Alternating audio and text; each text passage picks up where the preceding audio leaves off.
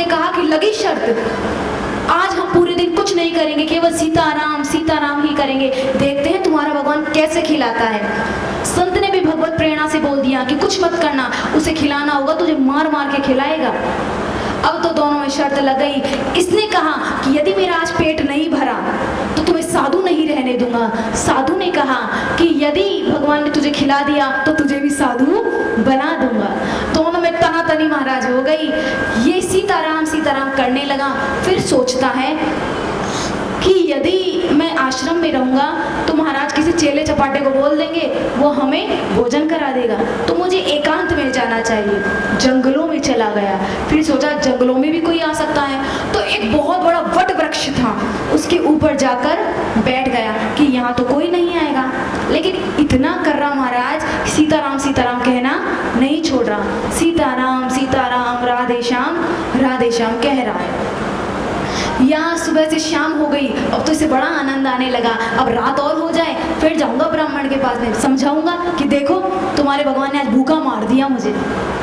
सोचने लगे इस प्रकार। तो इतने में क्या हुआ, जंगलों से एक व्यापारी गुजर रहा था। उसने उसी वट वृक्ष के नीचे भोजन खोला जो अपने साथ लाया था। जो ही करता है भोजन की आवाज सुनाई देती है कि कोई घोड़े दौड़ाते हुए कुछ लोग आ रहे हैं। अब तो घोड़े की ध्वनि सुनाई दी तो सोचा लगता है कुछ डकैत आ रहे हैं, डाकू आ रहे हैं, हमें मार डालेंगे। तो अपना सारा धन समेटकर भाग गया भोजन छोड़कर। यहाँ डाकू आए, सुस्वादु भोजन को देखा तो सारे के सारे टूट पड़े। जो ही खा ही रहे थे तो डाकुओं ने के सरदार ने कहा कि इतने नितांत जंगल में भोजन क्या तुम्हारे ससुराल वालों ने रखा है? हमारे जमाई सा आएंगे और पाएंगे? नहीं महाराज। तो कहा जिसने ये भोजन रखा है ना, उसने भोजन में जहर मिलाया है और सोचा है जो भी भोजन खाएंगे ये डाकू मर जाएंगे और इनके द्वारा चुराया हुआ धन हम ले जाएंगे। ढूंढो उसे आसपास ही होगा। अब तो चारों ओर ढूंढा गया। ये ऊपर थर-थर कांपने लगा। यहाँ थर-थर कांपता है, पत्ते हिलते हैं। जो ही इसके सर पे गिरे महाराज चोर के सरदार, ऊपर देखा तो कहा ये रहा, उतारो इसको नीचे। अब तो उसको नीचे उतारा गया। सबने बंदूक तान दी। तो डकैत का सरदार कहता है फिर कर रहे हो ना मूर्खता, बंदूक क्यों व्यर्थ करनी, इसी के अस्त्र से इसे मारा जाए। अब तो भोजन करवाने लगे, पर ये शर्त लगा के आया है, इधर से भोजन कराएं राइट में मुंह कर ले, राइट से भोजन कराएं लेफ्ट को कर ले, भोजन करे ही नहीं। अब तो डाकू को और विश्वास हो गया कि इसमें जहर मिला हुआ है, यदि जहर नहीं होता तो ये अवश्य खाता। तब तो डाकू के सरदार ने कहा कि जाओ एक लकड़ी तो लेकर आओ, बैंत लेकर आओ। मोटी सी महाराज बैंत लेकर आए, इसको भोजन कराते हैं, पर ये खाता ही नहीं है। एक बैंत मारा पीछे से पीठ में, दर्द के मारे चिल्लाया, आ गया तो मुंह भोजन करसा दिया। अब तो ये रोए जा रहा है और भोजन करे जा रहा है। पूरा भोजन समाप्त हुआ। तब डाकुओं के सरदार ने कहा तुम तो मरे ही नहीं। तो कहा इस भोजन में जहर ही नहीं था, कहाँ से मरेंगे? तो भोजन क्यों नहीं कर रहे थे? संपूर्ण वृतांत बताया। तब तो महाराज डकैतों को भी बहुत आत्मग्लानि हुई। सारा चोरी का सामान बंदूक छोड़कर उसके चरणों में गिर गए और कहा मेरे चरणों में मत गिरो, जिन संत से मैंने ये भगवत कृपा ली है तुम उन्हीं के चरणों में चलो। दौड़े दौड़े समस्त डकैत और वो व्यक्ति चरणों में आया, क्षमा मांगी और साधु ही हो गया।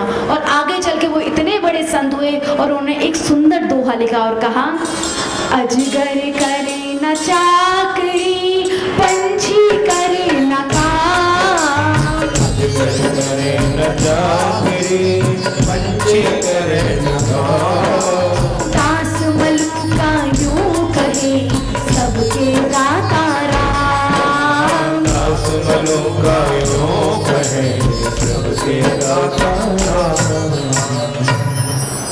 अजगर कौन सी फैक्ट्री में काम करने जाता है? पक्षी महाराज कहाँ जाते हैं कमाने, पर भगवान उनको तो देता ही है। और कहते हैं चींटी को कण भर और हाथी को मन भर मालिक देता ही है। इसलिए भगवान पे कभी अविश्वास नहीं करना चाहिए।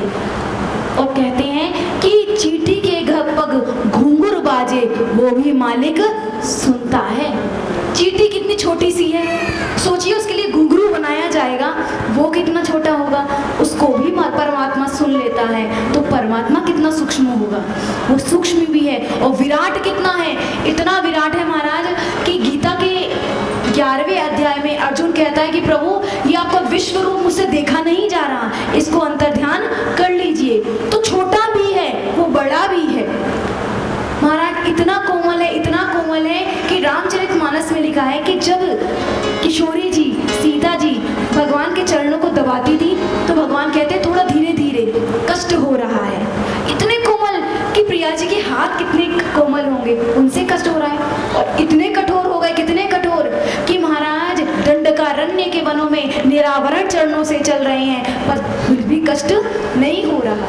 तो वो छोटा भी है, बड़ा भी है, कोमल भी है, कठोर भी है। पास कितना है कि सबके हृदय में ही विराजमान है, दूर कितना है कि दिखाई ही नहीं देता। बहुत सुंदर गोस्वामी तुलसीदास जी कहते हैं कि भगवान कैसे हैं। बिनु पग चलहि सुनई बिनु काना, बिनु पग चलहि सुनई बिनु काना, कर बिनु करहि करम विधि नाना, कर बिनु कर्म करहि विधि नाना, बिनु वाणी वक्ता बड़ जोगी, बिनु वाणी वक्ता बड़ जोगी, आनन रहित सदा रस भोगी, आनंद रहित सरस भोगी। तो कैसा है महाराज जो बिना पैरों के ही चल देता है, बिना कानों के ही सुन लेता है। अब तो महाराज नरसिंह मेहता ने बेलाकंड गया और बेला बूढ़ा आड़ा बैल पड़ा।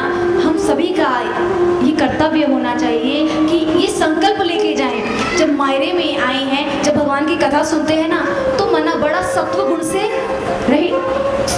संपन्न रहता है। तो यहाँ आए हैं तो संकल्प लेके जाएं कि जीवन रहते रहते एक गौ माता को तो हम पालेंगे ही। हम क्या पालेंगे, वैसे तो वो हमें पाल रही है, पर फिर भी महाराज लोक व्यवहार में हम जितना हो सके उतना धन हम अपनी गौ माता के लिए प्रदान करेंगे। अरे नरसिंह जी आया और जिया ही महाराज बैल्या ने देखा तो बैला एकदम मरणासन अवस्था में पड़ी थी। फिर सोचा कि बैला नहीं जावेली तो गाड़ी में कुल लगे लो। बैला कल आया और बैला के काना में आज नरसिंह जी कह रहे, उठो भाई बैल्या थे तो भजो रामो राम, और नानी बाई रे मायरा रो सार दीजो का। बैला उठो। आज बैला के कान में नरसिंह जी बोले राम राम राम राम राम राम, और कहते हैं नानी बाई रे मायरा रो कारज करो, और 2-4-10 दिन पाछे ही मरो। हरे कि ये बड़ी इच्छा हो रही है कि मैं तो अब चाला मारो तो अंतिम दिन आगो, तो 2-4 दिन मारी नानी बाई रो काम हो जावे, उसके बाद है मर जाना। अब महाराज आज नरसिंह जी की मदद कोई इंसान नहीं कर रहा है, कुड़ कर रहा है बैलियां। जिया ही राम राम बोला तो बैला तो इतनी हट्टी कट्टी होगी कि अबार ही जवान हुई है। हट्टी कट्टी बैलियां ली। अब तो सोचा कि गाड़ी भी मिल गई, बूढ़ा बैल भी मिल गया, अब काई मांगने रहे हो। अरे नानी बाई राम मायरा रो यो तो जस लो राम जी, नानी बाई रो मायरा लो तो जस लो, अरे सागे नी चालो तो एक कापड़ा तो जो सागे नी चलो तो एक कापड़ा तो जोड़ो नहीं। अरे भारी तो नहीं छे नरसिंह, 1 टका की पूछ राम जी। भारी तो नहीं है नरसिंह, 1 टका की भूख। अरे भाया के भरोसे तूने क्यों मुटवाई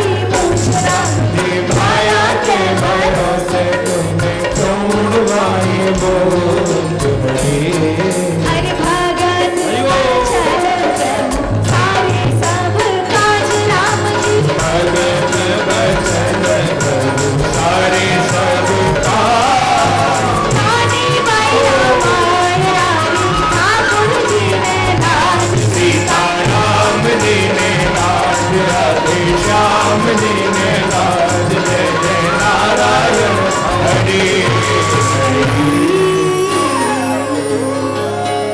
अब अटल नरसिंह सबसे बोले कि साथे चालो, साथे कौन चालो, तो एक एक कापड़ा तो थे दियो, छोरी के ब्याह में जा रहे हैं, थारो कन्यादानी लग जासी। तो बोले देख नरसिंह, तुम्हारी तो नहीं है 1 टका की, और तू हमारे वास्ते ही साधु बनया था क्या?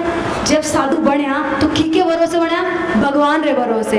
तुम्हारी तो नहीं छे 1 टका की पूछ देख, ना तो मैं सागे चाला, ना मैं बैला देवा, ना मैं गाड़ी देवा, ना ही मैं कापड़ा देवा। तने जाना हो तो जा, वरना अठे ही रहे, उठे जावे लो और खुद की बेइज्जती अलग करवावे लो। खूब नरसिंह जी ने समझाया और भला बुरा कहा कि वो तो चट्टू है, भोजन के वास्ते जा रहे हो है कि मायरा में जाऊं और खूब चोखा चोखा जीव जाऊं, तो चट्टो है, भोजन के वास्ते जा रहे हो है। कोई कहवे कि महाराज अपने ब्याही जी से कहीं लेने जा रहे हो है, कोई कहवे कि अपनी बेटी से मिलन जा रहे हो, कोई की कहवे, कोई की कहवे, पर नरसिंह जी तो चुपचाप है। सुन नरसिंह चुपचाप है, सुमरे श्री जगन्नाथ, सावल देसी कापड़ा मारो गिरधर चाले सा, कि सावरिया कपड़ा भी देला और सावड़ी हमारे साथ जावेला। मैं तो थारे से ई वास्ते पूछो, ई वास्ते मांगो कि कल को थे यो नहीं बोल दो कापड़ा हमारे से ही मांग लेता, एक एक कापड़ा तो मैं ही दे देता, इतनी सामर्थ्य तो तुम्हारी भी है, थे बाद में यो टोंट कौन कसो, ई वास्ते मैंने थारे से मांगो। बाकी मैंने अति दृढ़ विश्वास है कि सावरिया ही हमारे साथ जावे लो और सावरिया ही मायरा ने भरे लो। इस प्रकार नरसिंह जी ने तो महाराज खूब सुंदर बेला ज्योति उबेल में, अब तो हमने कहा जो व्यक्ति जैसा होता है वैसा ही सोचता है। नरसिंह जी साधु था तो साधु के जी आई मायरानी तैयारी करें और कहवे नरसिंह जी तो मायरारी सूझ करे राम जी, नरसिंह जी तो मायरानी सूझ करे, अरे मोटा मोटा तुम्बा लेकर गाड़ी में भरे राम जी, मोटा मोटा तुम्बा लेकर गाड़ी में धरे हरि, अरे छोटी मोटी तुम्बड़िया गिनती नहीं राम जी, छोटी मोटी तुम्बड़िया की गिनती नहीं, और बड़ा बड़ा तुम्बा लिया ज्ञान की ताई राम जी, ये बड़ा बड़ा तुम्बा लिया ज्ञान के ताई हरि, अरे सारे के पीछे तो मिलिया मदन गोपाल राम जी, तारे के पीछे तो लिया मदन गोपाल, अरे एवं छेवण मेल दी है मेरे दंड ताई राम जी, ये बन जे बन मेल दी है हरि, अरे एक तो लीनी है नरजी कपड़ा हल्दी पोत राम जी, एक गोली है नदी कपड़ा नदी को, भाई बंद ने टोपिया और सबने ली लंगोट राम जी, ये भाई मंद ने टोपिया हर सबने नीलम को हरि, ब्यायर जी की ताई माला लीनी छे विशेष राम जी, जायन जी के थाई माना नीनी है बेटे, अरे सवा सवा शेर को छे मिलियो एको एक राम जी, सवा सवा तेर को चलियो एको एक हरि, अरे भगत बचल प्रभु सारे सब काज राम जी, सारे सब रानी बाई का मायरारी ठाकुर जी ने लाज, सीता राम जी ने नाच बड़े श्याम जी ने नाच मेरे नारायण हरि अब तो महाराज नानी बाई रे ससुराल वाला ने अपने तरीके से मायरो लिखो है और अटल नरसिंह जी अपने तरीके से जोड़ रहे हैं। क्यों? जो व्यक्ति जैसा होता है वो सामने वाले को भी वैसा सोचता है। अब खुद महाराज तुम ही रखें, तुम किने केवे तुम तो थे सब जानो, पहले कमंडल तो चलते नहीं थे लोहे के पीतल के महाराज, तो जो करके साधु लोग तुम्बा बनाते, उसी में जल रख लेते, उसी में कुछ सामग्री रख लेते, भिक्षा की जो भी आती। तो बड़ा मोटा मोटा तुम्बा लिया, और महाराज कितना तुम्बा लिया तो अलग गिनती ही इनकी नहीं है। तुम्बा मेल लिया महाराज, तुम भी मेल लिया, उन सब के बीच में ठाकुर जी ने भी मेल दिया कि ठाकुर जी कौन जावे तो मारो पूरा ही कौन होवे। तो ठाकुर जी ने तो चालना पड़ सी। ठाकुर जी ने मेला, एक साइड में महाराज मृदंग ढोलकी रख दी, एक साइड में महाराज करताला रख दी। कोई कहवे कि थे नोटंकी करवा जा रहे हो या मायरा भरवा जा रहे हो, ये तो बताओ मैंने। तो वो लोग कि जाएंगे नाचते कूदते जाएंगे मायरा भरने। और महाराज अब तो अपने भाई बंद के लिए टोपियां ली, और बाकी सब ने ले ली लंगोट। और नानी बाई की दादी सासू ने क्या लिखा था कि हमारे लिए पत्थर लेना, सोना का भाटा। तो उनके लिए लिए एक विशेष माला, जिसका एक मोती तुलसी का कितने का है, सवा सेर का, हमारा सवा मण का। इतने बड़े बड़े मोटे तुलसी की माला ले ली, और नरसिंह जी चाल बने। देखिए महाराज, जीव यदि भगवान पे एकमात्र विश्वास कर लेना तो उसको और किसी की आवश्यकता नहीं है। क्या करे, मात्र भगवान पे विश्वास कर ले। लेकिन भगवान पे विश्वास नहीं करता, ये किस पे विश्वास करता है कि मेरे परिवार वाले मुझे आगे संभाल लेंगे, मेरी बहू मुझे संभाल लेगी, मेरा बेटा मेरी बेटी ये मुझे संभाल लेंगे।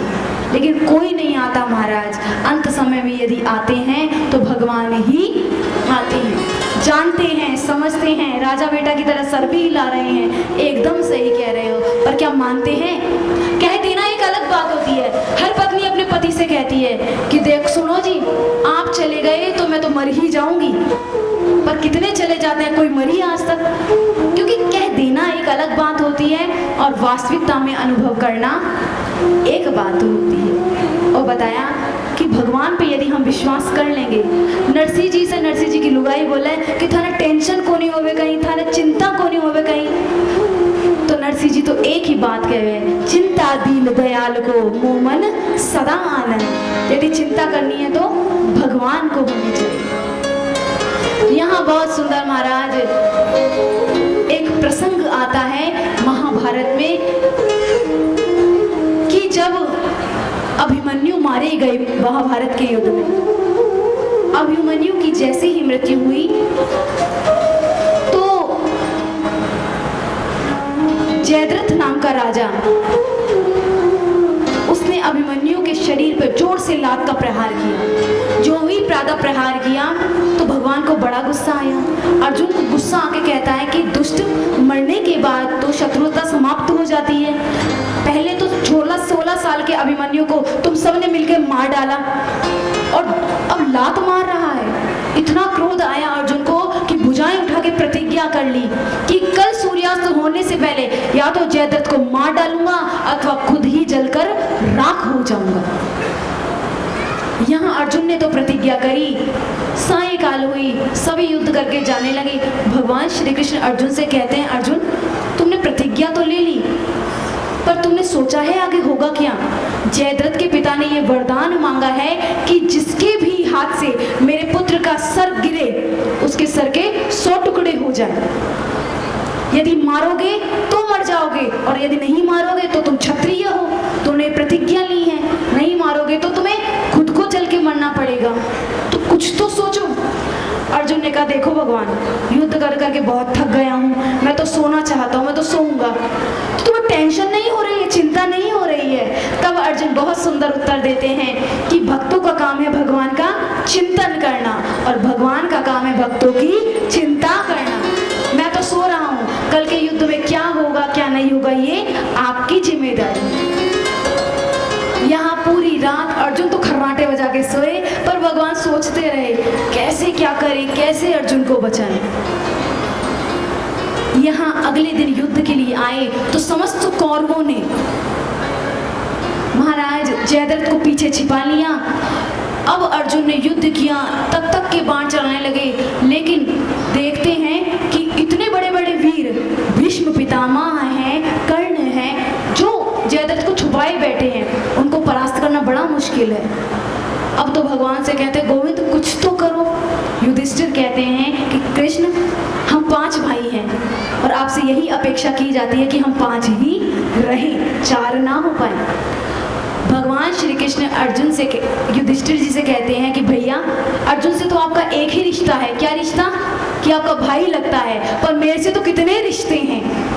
मेरा साला भी है और महाराज मेरा मित्र भी है, मेरा रथी भी है, सब कुछ है ये तो मेरा।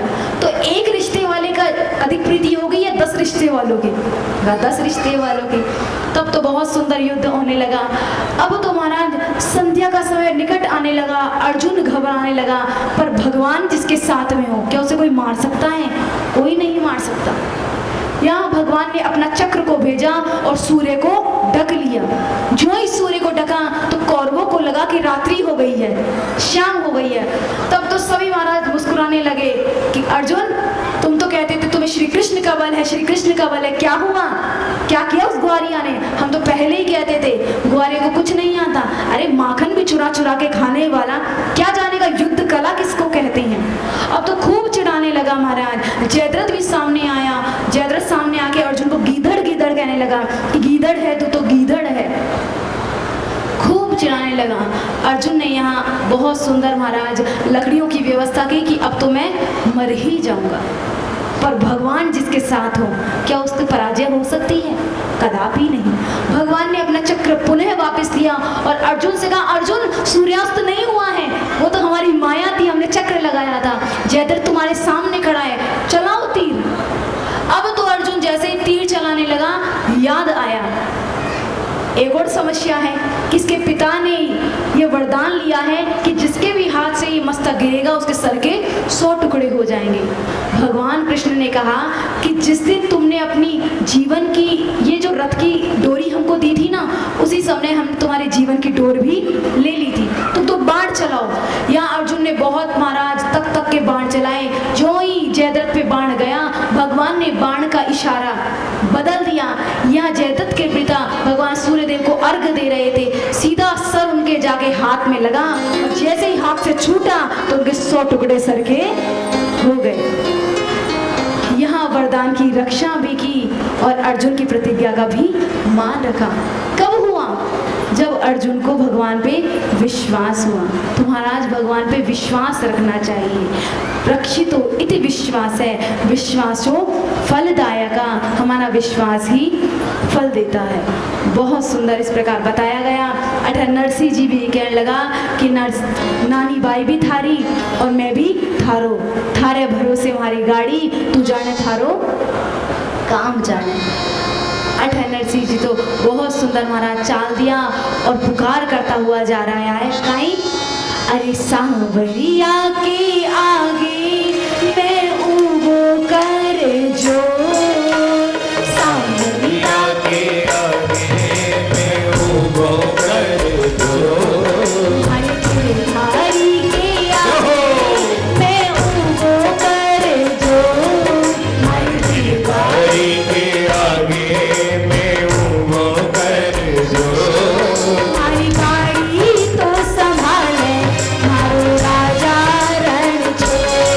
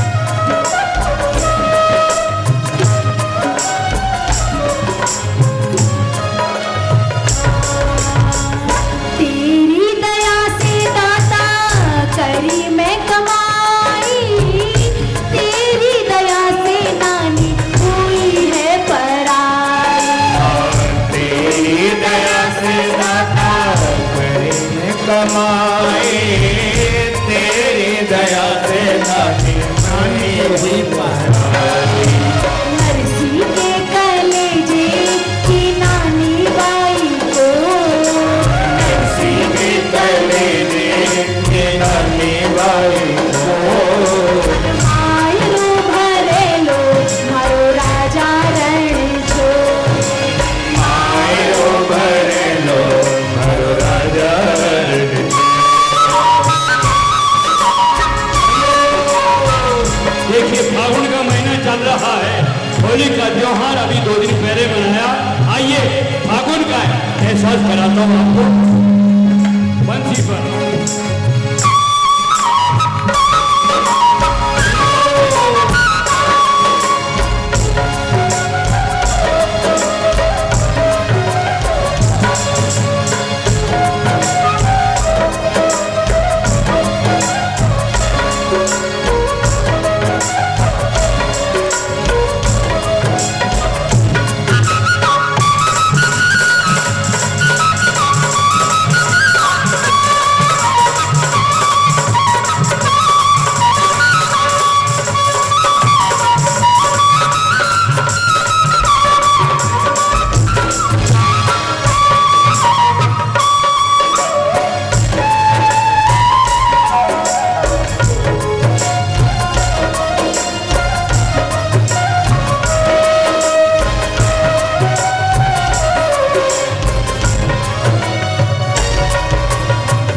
तेरे भरोसे मैंने तंबूरा उठाया, तेरे भरोसे मैंने भगवाड़ा हंसाया।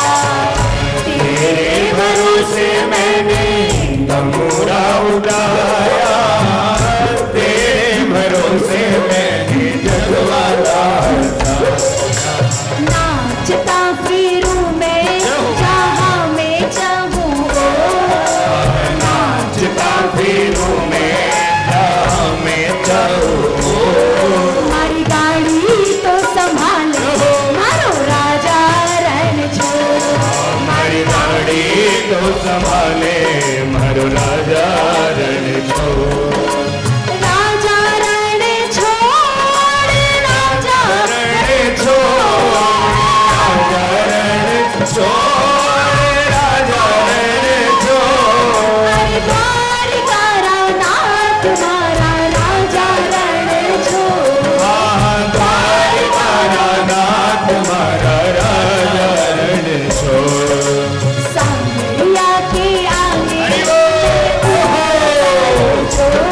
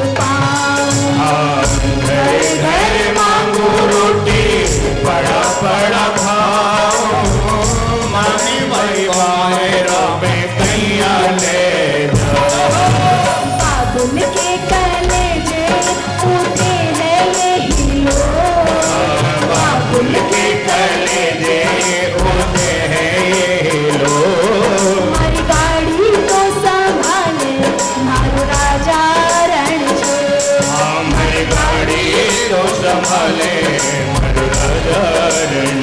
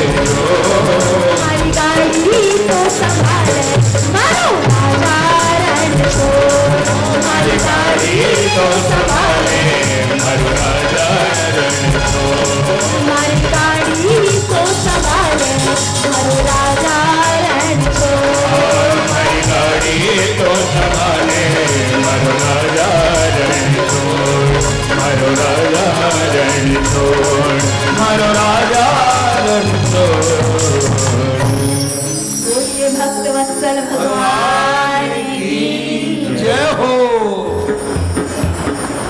अब तो महाराज नरसिंह जी ने जिया तिया गाड़ी ने एकत्रित किया, गाड़ी ने जोड़ी, मायरो भी भरा, पर कोई तो साथ कौन जावे, पर कोई ना कोई तो जले महाराज। मारा में एक लो जावे तो चोखो कौन लागे। अब तो कहीं करें तो सोचा कि कोई नहीं तो साधु संता तो जावे ही साथ में। अब तो नरसिंह जी महाराज संता ने बुलावे कि थे चालो संता को तो कोई कहना। एक ने बुलावे दो आवे, दो ने बुलावे तीन आवे। अब तो काई कहवे नरसिंह जी तो मोड़िया ने घेर घेर लावे रे, नरसिंह जी तो मोड़िया ने घेर घेर लावे रे, नरसिंह जी तो मोड़िया ने घेर घेर लावे रे, नरसिंह जी तो मोड़िया ने घेर घेर लावे रे।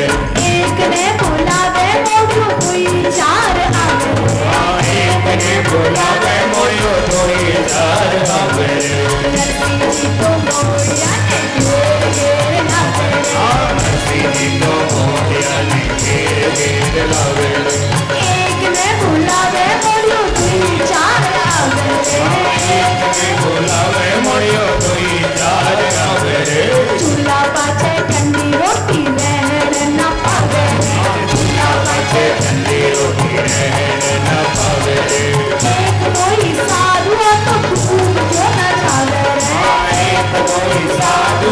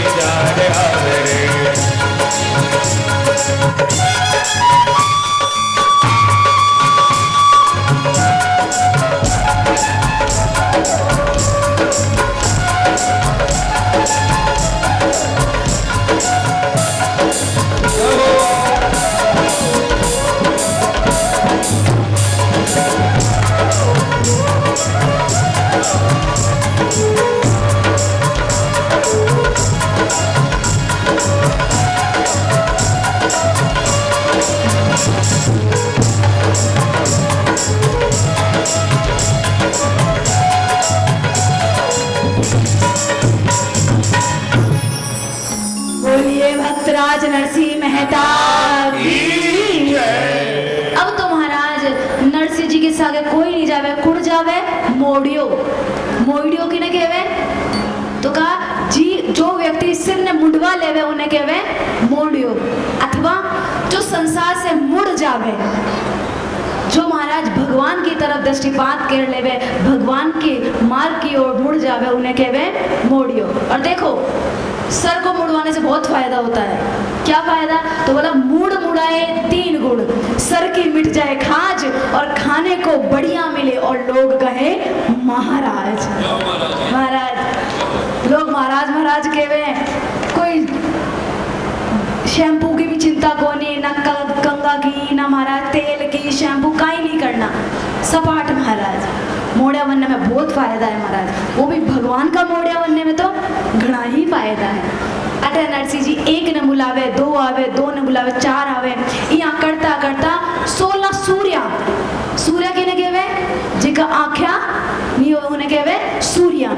16 सूर्य एकत्रित हुए, बोले मारे नरसिंह मैं भी चालू, मैं भी चालू। नरसिंह कहवे सब चालो हमारे से।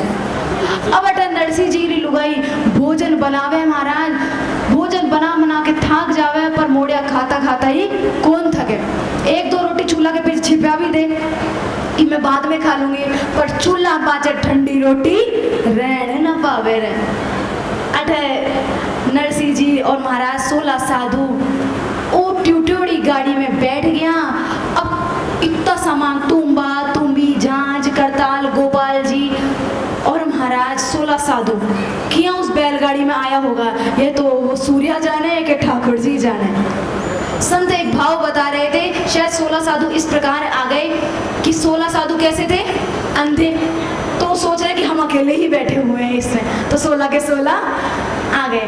अब तो जैसे ही महाराज बिछ बिछा के बैठ के जाने लगे, नरसिंह जी ने खूब पुकार की कि सावली आगे आगे उबो हूँ कर जोर। अब ये जो शादी हुई है कब हुई है महाराज? माघ के महीने में, जनवरी में महाराज कितनी जोर से सर्दी पड़े, ठंडी सियाला की रात, जंगला से गुजरना हुयो। अब तो सियारा हू की आवाज लगे, अब तो इतनी जोर की आवाज आवे तो ज्ञानदास जी, मानदास जी, ध्यानदास जी, जितना भी सूर्या बोले नरसिंह जी अपन कठू सु जा रहे हैं, मतलब मायरा भरण जा रहे हैं, मायरा में जावेला तो खूब चोखो चोखो नाश्तो मिले लो। तो ध्यानदास जी बोले कि तो मैंने नाश्ता मिले लो कि आप ही नाश्ता हो जावेंगे कि जानवर का। अब तो चाल दिया, सांवरिया ने पुकारे महाराज कि सांवरो आजा। थारे ही महाराज भरोसे मैंने नानी रो ब्याह कराए दो, थारे ही भरोसे मैं इतो सुंदर मारो लेर आ गयो हूँ, तो आजा मारा सांवरा आजा। अब तो महाराज नरसिंह जी ने ज्यों ही पुकारा, द्वारिका में सूता सूता हरि जाग गया। जागता रुक्मणी जी बोली कहीं बुरो सपनों देखो, कहीं हो कि ऐसा जाग गया चौंकता हुआ। तो बोले नरसिंह तुम्हारे भगत रे हमारी आवश्यकता है, मैंने जानो पड़ सी, मैं भी चालू। रुक्मणी थारो काम आज नहीं है, थे तो कल चल जाओ हमारे साथ है, आज तो मैं अकेलो ही जाऊं। तब तो बढ़िया सुंदर महाराज खातिर और वेश धारण किया ठाकुर जी। और देखिए भगवान वेश धरने में तो नंबर 1 है महाराज, इनको जो भी वेश धारण करना हो करवा लो। कभी महाराज राम बन के आ जाते हैं, कभी श्याम बन के आ जाते हैं और कहते हैं जोई जोई वेश दिखा गई आप ना हो गई सोई।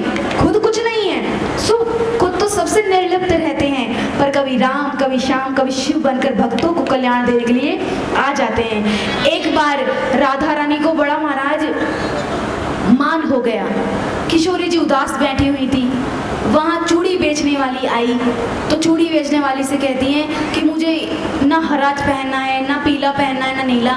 तो चूड़ी वाली ने कहा कि कौन सा रंग पहनना है? तो कहा हमारे ठाकुर जी है ना, उसी रंग की चूड़ियाँ हमें पहननी है। तब तो कहा उस रंग की चूड़ियाँ तो हम बनाने में समर्थ नहीं है, वो तो यूनिक है, वो तो एक ही पीस है जगत में और वो है सांवरिया। अब वही चूड़ी वाला बन के आए तो ही तन पहना सके। तब तो महाराज अपनी किशोरी जी का प्राण वल्लभा का मान रखने के लिए ठाकुर जी क्या बन के आए? तो आइए एक पद का गायन करें। मणिहारी का वेश बनाया, शाम चूड़ी बेचने आया।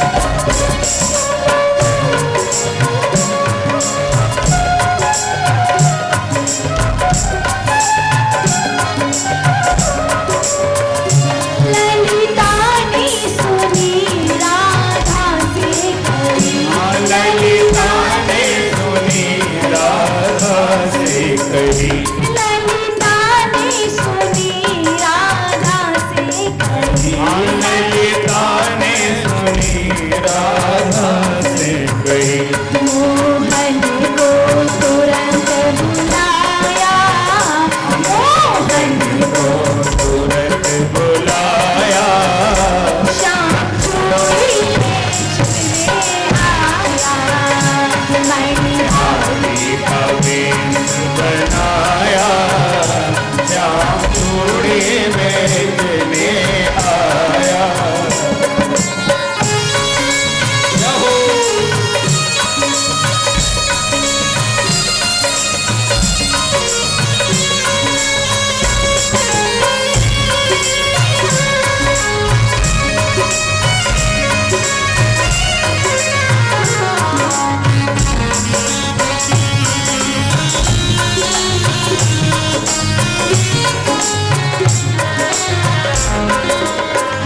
झूली कांधी धरी उसमें चूड़ी भरी झोली काने धरी उसमें चूड़ी भरी झूली कांधी धरी उसमें चूड़ी भरी झोली काने धरी उसमें चूड़ी भरी गलियों में शोर मचाया गलियों में शोर मचाया श्याम चोरी बेचने आया मणि हाथी का वेश बनाया श्याम चूड़ी बेचने आया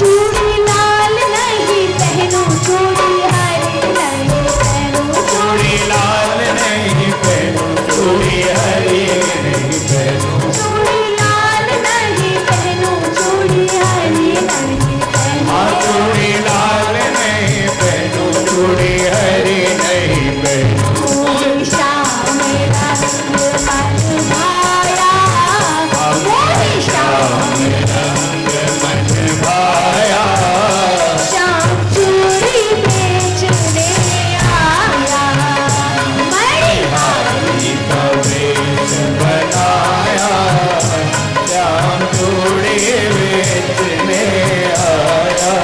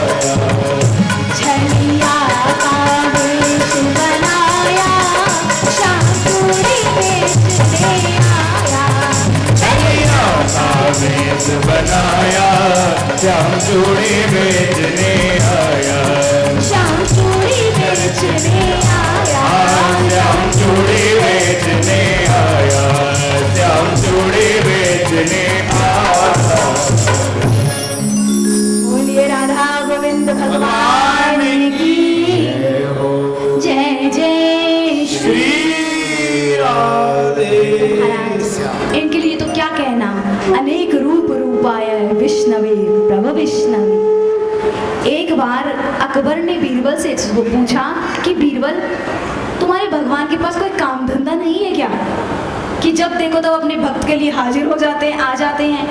हमारा भगवान तो देखो खुद नहीं आता, अपने किसी पीर पैगंबर को भेज देता है, पर तुम्हारा भगवान लगता है बहुत ठाला बैठा हुआ है, कहीं काम तो है को नहीं, हाथ चालो, कोई भक्त पुकार है चालो, भेंट चालो तो तत्काल आ जावे। तो बीरबल ने उस समय तो कुछ नहीं कहा, क्योंकि जो बुद्धिमान लोग होते हैं वो तुक्के में ही बात नहीं कहते, महाराज प्रमाण देकर समय देकर ही बात कहते हैं। बीरबल ने प्रतीक्षा करी। एक दिन नाव विहार का, जल विहार का महाराज प्रोग्राम बनाया कि बादशाह चलिए आज जल विहार करने चलते हैं, अब रानी को भी ले चलिए, बालक को भी ले चलिए। तो छोटा सा नवजात अकबर का बालक जो एक दासी के हाथ में था, यहाँ दासी ने तो बालक को ले लिया, रानी, अकबर और बीरबल सब नाव में बैठ गए। अब यहाँ बीरबल ने दासी के साथ में महाराज योजना बनाई थी कि बालक नहीं था, वो कपड़े से बना हुआ एक पुतला था, उसको बालक का स्वरूप दिया, गोदी में ले लिया। यहाँ जब नाव बीचों बीच चल के आई, जब गहरा एकदम पानी था वहाँ नाव आई, तो बीरबल ने जानबूझकर दासी के थोड़ा सा धक्का लगा दिया। जो ही धक्का लगाया तो दासी ने वो बच्चा जल में फेंक दिया। अब तो अकबर में आओ देखा ना ताओ, कूद गया महाराज। कूद कर जो ही बच्चे को संभाला, तैर कर बाहर निकाला तो देखा बालक तो कुछ नहीं था, वहां पे तो पुतला था। अब तो बीरबल से कहते ये क्या मजाक है हमारे साथ। तो महाराज मजाक नहीं है, ये आपके प्रश्न का उत्तर है कि जैसे आपके बेटे पर संकट आया तब आपने मुझसे नहीं कहा, दूसरे सैनिकों से नहीं कहा, खुद ही कूद गए, उसी प्रकार ये जो भक्त हैं वो तो भगवान की संतान हैं, तो उनको बचाने के लिए भगवान स्वयं आते हैं, किसी पीर पैगंबर पुत्र को नहीं भेजते। बहुत सुंदर उत्तर दिया। नरसिंह जी यहाँ जंगलों से जा रहे हैं, भाव से पुकार रहे हैं और कहा कि देखिए बिना भाव के तो संसार में कोई वस्तु नहीं मिलती। हम जाते हैं तो पूछते हैं ना आलू क्या भाव दिए, ये कपड़ा क्या भाव मीटर दिया, कितने रुपए मीटर दिया, तो भाव पूछते हैं नहीं। तो भाव बिना संसार में वस्तु मिले न मोल, भाव बिना हरि कैसे मिले, तो भाव से हरि बोल, निताई गौर हरि बोल। तो भाव बिना हरि कैसे मिले, तो भगवान भाव के भूखे हैं। देखिए गोपियां भगवान श्री कृष्ण को भाव से कालिया कहती थी, कन्हुआ कहती थी, कारा कहती थी, कपटी कहती थी, पर भगवान प्रेम से सुनते थे। गालियां भी देती थी तो बहुत प्रसन्न होते थे, लेकिन शिशुपाल ने जब गालियां देना प्रारंभ किया तो सह नहीं पाए, चक्र उठाया और गला धड़ से अलग कर दिया। तो ऐसा नहीं है भगवान समर्थशील नहीं है, समर्थशील हैं, पर भगवान जानते हैं गोपियां हृदय से कह रही हैं और शिशुपाल कहाँ से कह रहा है, तो भगवान तो भाव को जानते हैं, भावग्राही भगवान है। यहाँ पर महाराज नरसिंह जी ने भाव से पुकारा तो भगवान को आना ही पड़ा। क्यों आना पड़ा? क्योंकि भगवान भाव के भूखे हैं। हमने एक दृष्टांत सुना था कि एक बार एक किसान एक संत के पास गया और संत से कहता है कि संत हमें भगवान का कोई नाम दो, हम भी जाप करा करेंगे। तो संत ने कहा कि राम राम जप लिया करो। तो कहा नहीं महाराज राम राम नहीं, कुछ ऊंचा ज्ञान दो, ऊंचा। तो कहा कृष्ण कृष्ण जप लिया करो। कृष्ण भी नहीं, कोई अच्छा नाम बताओ, कोई बड़ा तगड़ा वाला नाम। तो संत ने कहा ऐसा करो तुम जाकर शंख चक्र धर ये जपा करो। तो किसान से कहा क्या जपना है? तो कहा शंख चक्र धर। अब किसान बड़े ही भाव से घर पे गया, लेकिन घर पे जाके भूल गया कि संत ने क्या कहा था। जैसे वाल्मीकि जी को महाराज बहुत बड़े डाकू थे, पर उनको राम नाम की दीक्षा दी गई, पर राम नाम तो भूल गए, क्या जपने लगे? मरा मरा मरा मरा, पर उनको उसी से सिद्धि प्राप्त हो गई। क्यों? क्योंकि भगवान आप क्या बोल रहे हैं, आप कितना अच्छा बोल रहे हैं, आप संस्कृत में क्या व्याख्यान दे रहे हैं उसका कोई महत्व नहीं है, लेकिन आप किसके लिए बोल रहे हैं और कहाँ से बोल रहे हैं। संस्कृत के श्लोकों में आप राजा की स्तुति करो कोई मूल्य नहीं है, पर ग्रामीण भाषा में माताएं बहनें जो भगवान के भजन गाती हैं भगवान गदगद हो जाते हैं। क्यों? क्योंकि भगवान भगवान भावग्राही हैं। यहाँ वो किसान खेत में आया, अब हमारा शंख चक्रधर तो भूल गया। अब सोचा कि स से कुछ बोला था, स स स। अब हवाएं चलती रहती है बहुत जोर से खेतों में, तो याद रह गया सर। और महाराज चक्र को भूलकर पच, पानी में पच पच होता है कीचड़, तो शंख चक्र भूल गया, याद रह गया सरपच धर। अब तो महाराज खेत जोतता जाए और प्रेम से कीर्तन करता जाए, क्या सरपच धर सरपच धर सरपच धर सरपच धर। शंख चक्रधर भूल गया। भगवान को बड़ी हंसी आई। बैकुंठ में बैठे बैठे भगवान हंसने लगे, तो लक्ष्मी मैया ने पूछा, आज बड़ा हंस रहे हो, क्या बात है ठाकुर जी? तो ठाकुर जी कहते हैं, आज हमारा नया नामकरण हुआ है। तो लक्ष्मी मैया कहती है, कहाँ से? गोपाल सहस्त्र नाम में से या विष्णु सहस्त्र नाम में से? तो कहा, ना गोपाल सहस्त्र नाम में से ना विष्णु सहस्त्र नाम में से, एक भक्त ने अपनी मर्जी से ही एक नाम रखा है। लक्ष्मी मैया ने कहा, हम भी तो सुने। जो ही सुना तो प्रेम से गा रहा था, क्या सरपचधर सरपचधर सरपचधर सरपचधर। लक्ष्मी मैया बोली, हो ये तो आपका नाम बिगाड़ रहा है। भगवान ने कहा, कोई नाम नहीं बिगाड़ रहा, हमें तो पसंद है। कुछ भी कह रहा है पर कह बड़े ही भाव से रहा है। अब किस लुगाई को अच्छा लगेगा कि उसके धनी का नाम बिगाड़ा जाए? लक्ष्मी मैया को तो चोखो ही कौन लगा। बोले, मैं जाऊंगी और इसका नाम सुधरवा के आऊंगी। भगवान ने कहा, हमें कोई दिक्कत नहीं है, यदि तुम्हें दिक्कत है तो चली ही जाओ। तो कहा, प्रभु साथ तो चलिए। भगवान ने कहा, साथ तो जाएंगे पर उसके सम्मुख नहीं जाएंगे। भगवान और लक्ष्मी जी आई, उधर एक गड्ढा था, भगवान तो गड्ढे में विराजित हो गए। कहा, तुम जाओ और उसका सुधार करके आओ। यहाँ प्रेम से पुकारे जा रहा है, सरपचधर सरपचधर सरपचधर। लक्ष्मी मैया कहती हैं, पता है किसका नाम ले रहा है? अब इसने लक्ष्मी मैया को देखा तो सोचता है, लगता है कोई नौटंकी वाली आ गई स्वांग रचा के, कुछ मांगना चाहती है। तो चल चल आगे चल, कुछ नहीं है हमारा, चल आगे। लक्ष्मी मैया बोली, कुछ मांगने नहीं आई हूँ, पूछ रही हूँ, पता है किसका नाम ले रहा है? अब तो ये खूब महाराज नजरअंदाज करे, पर लक्ष्मी मैया पूछने से बाजी ना आए, बार बार बोलती, पता है किसका नाम ले रहा है? इस किसान ने मन में सोचा कि ये ऐसे नहीं जाएगी, उसको बहुत कड़वा जवाब देना पड़ेगा तभी जाएगी ये। अब तो लक्ष्मी मैया बार बार बोले, पता है किसका नाम ले रहा है, पता है किसका नाम ले रहा है। तो ये किसान थक कर बोलता है, पता है किसका नाम ले रहा हूँ? किसका ले रहा है? तेरे खसम का नाम ले रहा हूँ। अब तो लक्ष्मी मैया बोली, हाँ इसको तो पता है कि सरपचधर मेरे ही भगवान का नाम है, इन्हें तो सरपच सरपच कहता सिद्धि प्राप्त होगी। अब लक्ष्मी मैया बोलती है, ये तो पता है तुझे, पर ये पता है कहाँ है वो अभी? अब इस व्यक्ति ने सोचा, मैंने इतना कड़वा जवाब दिया लेकिन फिर भी नहीं जा रही, और कड़वा देना चाहिए, कितना ढीठ है ये। अब तो बार बार लक्ष्मी पूछती हैं, पता है कहाँ है वो, पता है कहाँ है वो? ये गुस्से में झल्ला के बोलता, पड़ा होगा किसी गड्ढे में, मुझे क्या लेना देना। अब तो दौड़ी दौड़ी आई, भगवान नारायण से बोलते, चलो चलो, इन्हें तो सरपच सरपच के बताई सिद्धि प्राप्त होगी। तो कहने का मतलब ये है, आप क्या बोल रहे हैं इससे मतलब नहीं है आप कहाँ से बोल रहे हैं। हम कह तो देते हैं, मैं मूर्ख खलकामी, मैं मूर्ख खलकामी, लेकिन वास्तविकता में क्या मानते हैं अपने आप को मूर्ख? कोई पीछे से कहे, ए मूर्ख साइड हट, आग बबूला हो जाते हैं, मूर्ख हमसे कहता है। तो कहना एक अलग बात होती है और वास्तविकता में अनुभव करना अलग बात। हम आरती करते समय क्या कहते हैं? त्वमेव माता च पिता त्वमेव, त्वमेव बंधु च सखा त्वमेव। तो क्या बना दिया भगवान को हमने? माता पिता भाई बंधु सब बना दिया। अब सोचिए, जिससे एक संबंध है, आपका बेटा यदि विदेश गया है, परदेश गया हुआ है, आपने घर में लड्डू बनाए और लड्डू आपके बेटे के फेवरेट हैं, तो याद आती है या नहीं कि यदि बेटा होता तो पूरे लड्डू खा जाता, अरे झूठा कर देता, भोग भी लगाने नहीं देता। आती है या नहीं? बेटे से कितना संबंध है? एक। बेटी महाराज ब्याह दी गई, ससुराल चली गई, बेटी की याद आती है या नहीं? आपने कड़ी पकौड़ी बनाई, बेटी को बड़ी पसंद थी, तो कहते हो ना, आज वो होती तो बड़े चटकारे लगा के खाती। तो जिससे एक संबंध है उसकी पग पग पे याद आती है, लेकिन जिसको हमने माता पिता भाई बंधु सर्वस्व बना दिया है उसकी याद आती है? सुबह 2 अगरबत्ती घुमा दी, शाम को 2 अगरबत्ती घुमा दी, हो गई पूजा? नहीं मानी। जिसने जीवन दिया है उसको तो पग पग पे उसकी याद करते रहने चाहिए। बोलो आते भी राम, बोलो जाते भी राम, बोलो राम राम राम। यहाँ नरसिंह मेहता ने बड़े ही भाव से भगवान को पुकारा, और भक्त यदि भगवान को पुकारे और भगवान ना आए तो उनका जो भक्त वत्सल नाम है ये झूठा नहीं हो जाएगा। नरसिंह जी ने बड़े आई विश्वकर्मा को जगाया।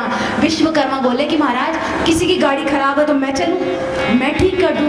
भगवान ने कहा नहीं नहीं, मेरे भगत की गाड़ी की रखवाली करना ये तो मेरा काम है। बड़ा सुंदर खातिर वेश धारण करियो महाराज। जितना भी नल पुर्जा था सब हाथ में लिया, झोली टांग, आगे आगे नरसिंह जी की गाड़ी जा रही है, पीछे पीछे भगवान दौड़ा दौड़ा जा रहे हैं।